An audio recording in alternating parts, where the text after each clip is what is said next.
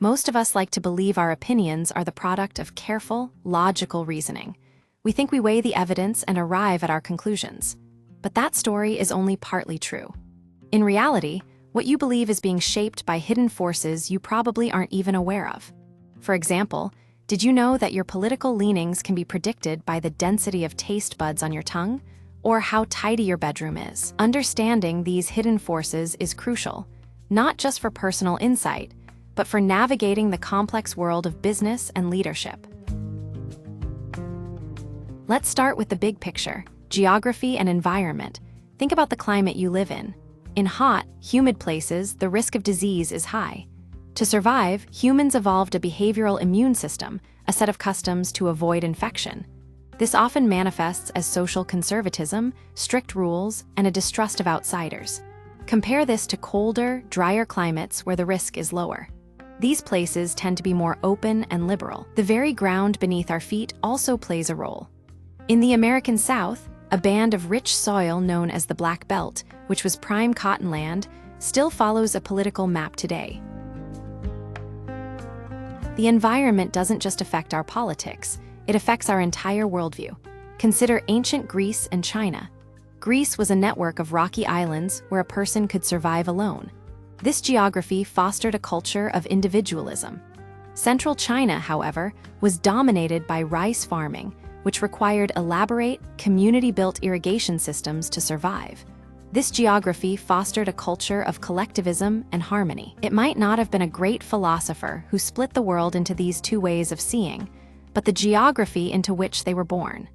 This shows us that the very structure of our society is deeply rooted in our physical surroundings. Now let's zoom in on ourselves.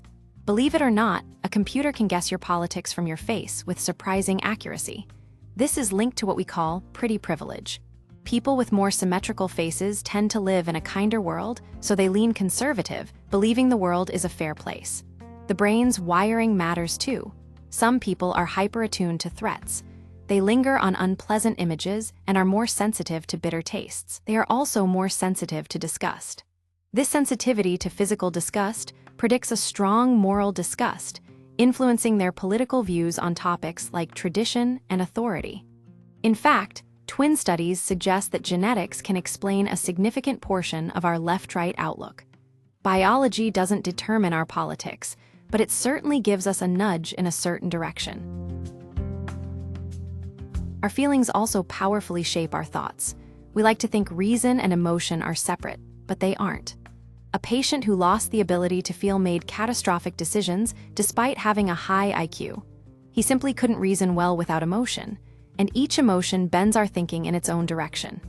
Fear makes us pessimistic, anger makes us reckless and fixated on a target, and loneliness makes us hostile and distrustful. These feelings are more than just personal. They can ripple across society, influencing support for extreme political movements. This is why you can't just argue people out of their beliefs with pure logic. To change minds, you often have to change the underlying emotion first.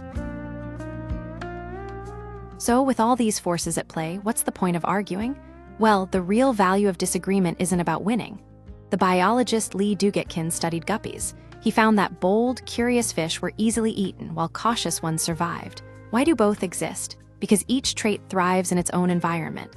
Boldness is better upstream, away from predators. Caution is better downstream, where the risk is higher. Conservatism and liberalism are like this. They are adaptive responses to different levels of threat. A society needs the full spectrum of dispositions to thrive as we face both peace and conflict. Neither side is universally right or wrong. Reasoning is not a solo sport. It's a team one. One person is remarkably bad at solving complex logic puzzles, but when people work together, that number flips and they get it right most of the time. The biases that cripple us alone become powerful when we argue together. Your stubbornness forces me to come up with good reasons, and mine does the same for you. The goal isn't to eliminate disagreement. Instead, it's to treat our opponents as partners in a collective pursuit of the truth. Because in the end, argument is how we evolved to think.